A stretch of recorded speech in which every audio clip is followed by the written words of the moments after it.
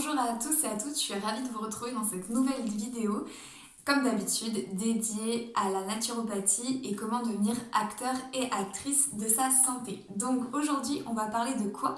On va parler des oméga 3. Donc c'est un sujet qui a été demandé sur les réseaux sociaux, donc moi je vous suis. Donc évidemment, c'est un sujet qui concerne les femmes, mais aussi les hommes. Donc on va voir différentes choses dans cette vidéo. Déjà, qu'est-ce que sont les oméga 3? Quel est leur rôle dans le corps?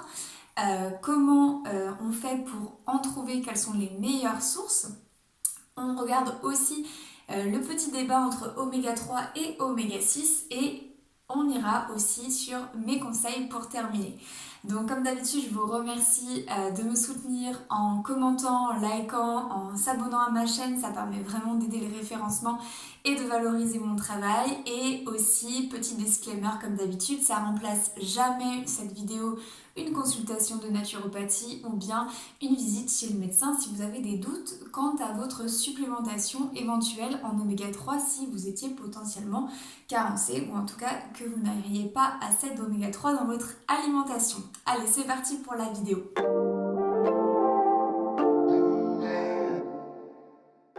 Qu'est-ce que les oméga 3? Les oméga 3, ça fait partie de la famille des graisses alimentaires, donc des lipides.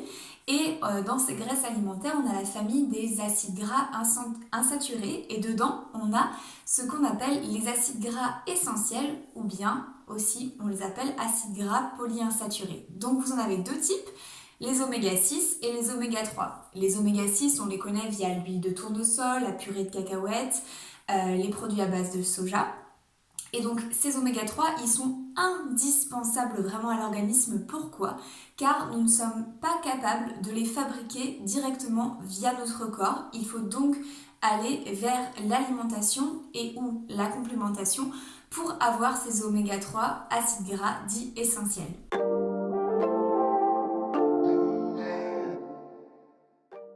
Alors pourquoi on parle d'acides gras essentiels et pourquoi ils sont donc essentiels au fonctionnement de notre organisme? Déjà, ils ont un rôle vraiment très important dans la physiologie de notre cerveau, de la rétine, du système nerveux, donc ça c'est hyper important. Ils permettent aussi la régulation du cholestérol, la souplesse des membranes de nos cellules, donc l'assimilation, l'absorption et l'échange des nutriments notamment, très important. La formation des prostaglandines, donc ça, prostaglandine, c'est les hormones qui régulent l'inflammation. Donc c'est pour ça qu'on parle souvent d'oméga 3 égale anti-inflammatoire. On verra que c'est un peu plus complexe que ça. Et globalement, ils participent vraiment au bon fonctionnement donc, du système nerveux, des systèmes hormonaux notamment. Donc il y a un rôle essentiel pour les femmes. Donc voilà, retenez principalement tout ce qui est on va dire santé, pleine vitalité du cerveau, des hormones et aussi de nos cellules pour avoir tout ce côté échange de nutriments.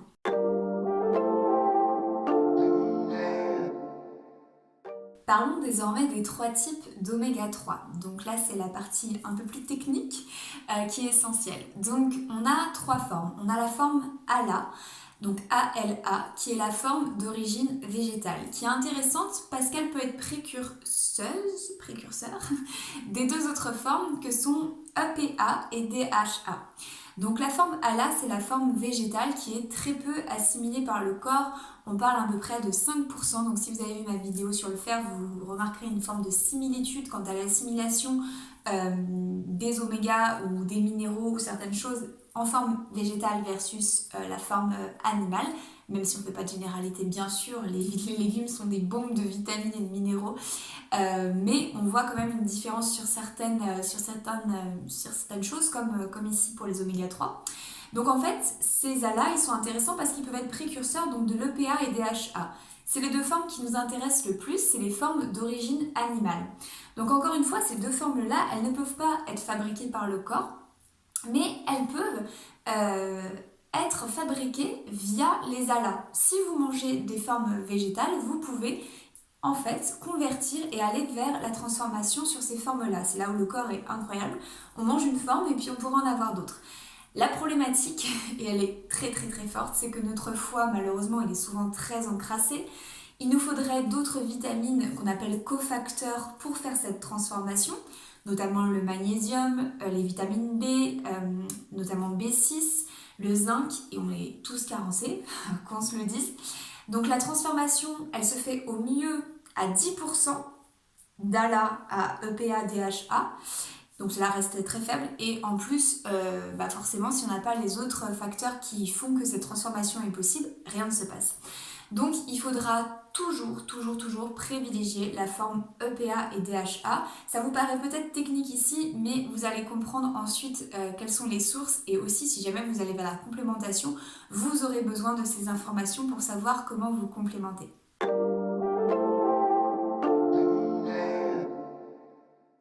La fameuse balance oméga 3, oméga 6. Pourquoi on parle de ça?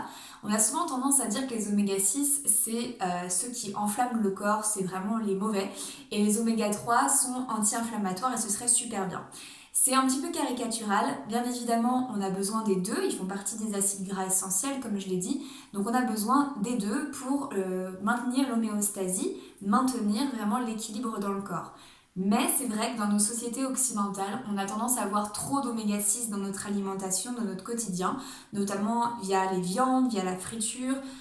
Vous vous dites peut-être, je mange pas frit, etc. Mais vous consommez peut-être de l'huile de tournesol, des produits à base de soja, plein d'oléagineux sous toute forme. Donc, on est quand même sur un rapport qui est biaisé. On dit qu'il faudrait à peu près 1/3 à 1/5 de rapport oméga 3 à oméga 6. Concrètement, ça veut dire quoi? Ça veut dire que pour 3 grammes d'oméga 6, vous devriez manger 1 gramme d'oméga 3. Voilà, à peu près. Un rapport de 1/3. Mais dans nos sociétés modernes, on est un peu plus autour de 1/20. Donc ça correspondrait au fait d'avoir 20 grammes d'oméga 6 pour 1 gramme d'oméga 3. Donc c'est là où il y a une débalance clairement. Et cela favorise du coup tous les processus inflammatoires dans le corps que l'on connaît actuellement. Donc c'est un vrai sujet que de se pencher sur les oméga 3.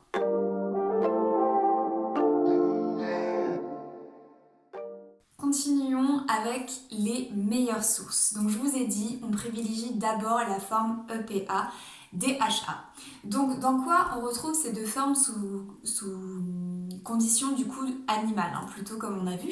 Donc bien sûr le foie de morue qui est une excellente source, vraiment que je vous invite à consommer si vous le pouvez. Le saumon sauvage et non pas d'élevage, très important, ils ne sont pas nourris de la même manière.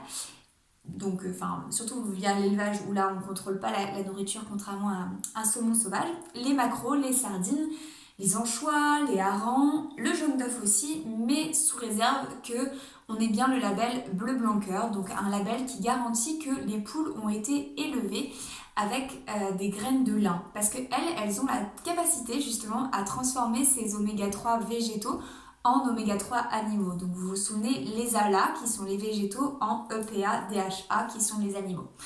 Le problème de tout ça, c'est qu'on voit souvent sur les petites boîtes de sardines, etc., riches en oméga 3, etc. Il faut savoir que malheureusement, la quasi-totalité des fabricants font frire en fait les sardines, les maquereaux, etc. avant de les mettre en boîte, même sous des formes qui vous paraissent pas frites, même quand c'est pas à l'huile d'olive. Donc au pire, achetez bien au naturel, c'est cuit au courbouillon et non pas frit. Mais dans l'idéal, et ça c'est clair que même si c'est pas évident, ce sera toujours d'acheter les maquereaux, les sardines au frais, au poissonnier ou au rayon frais de vos supermarchés. Donc ça sera vraiment important. Sinon, essayez de trouver les œufs donc avec le label bleu blanc cœur en bio, ce qui n'est pas forcément facile aussi. Allez justement sur peut-être le foie de morue, des choses différentes. On dit aussi souvent que la viande, du coup, elle est trop riche en acides gras saturés, donc c'est pas ici ce qu'on recherche, et donc elle est pro-inflammatoire. Alors, c'est à nuancer parce qu'encore une fois, ça dépend comment la viande a été nourrie. Si elle a été nourrie à l'herbe, à la luzerne, etc., elle aura un taux élevé d'oméga 3. Donc justement, c'est un petit peu comme cette histoire de poule, elle va pouvoir nous permettre, nous, d'avoir des oméga 3 en fonction de la manière dont elle a été nourrie. Donc plus que dire il faut manger ça, c'est toujours les conditions d'élevage et les conditions d'industrialisation ou non. Par exemple avec les sardines ou les maquereaux.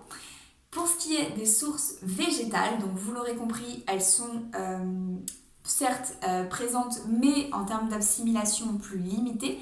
En tout cas, ça vaut quand même le coup d'en parler. Donc vous avez évidemment les graines de lin et l'huile de lin, l'huile de cameline, les graines de chanvre et l'huile de chanvre. Vous avez l'huile de périlla aussi, alors je ne connais pas trop, j'ai entendu dire que c'était vraiment bien. Moi personnellement, je n'ai pas encore trop regardé ce sujet. Moi, de tout ce que je sais, aujourd'hui, ce que je vous conseille, c'est plutôt graines de chanvre, huile de chanvre. C'est ce qui va être le plus assimilé et avec un taux d'assimilation plus fort que le reste des ALA, donc des oméga 3 végétaux. Voilà. Quelques conseils pour terminer cette vidéo. Je ne suis pas pour la complémentation, comme toujours. Il y a une forme de peroxydation sur le long terme au niveau des compléments et ça peut avoir quelques aspects délétères. Donc il y a eu plusieurs études sur le sujet. En général, on évite d'aller sur la complémentation d'oméga 3, sauf pour des cas très très précis, comme le végétalisme, encore une fois, où ça peut poser question. Mais de manière générale, je vous dirais de privilégier les sources naturelles via l'alimentation. Première chose à faire, si vous n'êtes pas végétarien, mangez plus de poissons gras et crus, notamment en tartare. Donc là, allez sur le saumon sauvage, sur les sardines, sur les maquereaux, sur les anchois, sur les harengs, tout ce que j'ai dit, mais ne le cuisez pas. Essayez vraiment de vous rappeler cette règle, d'ailleurs très très importante, les oméga 3 se détruisent à la cuisson.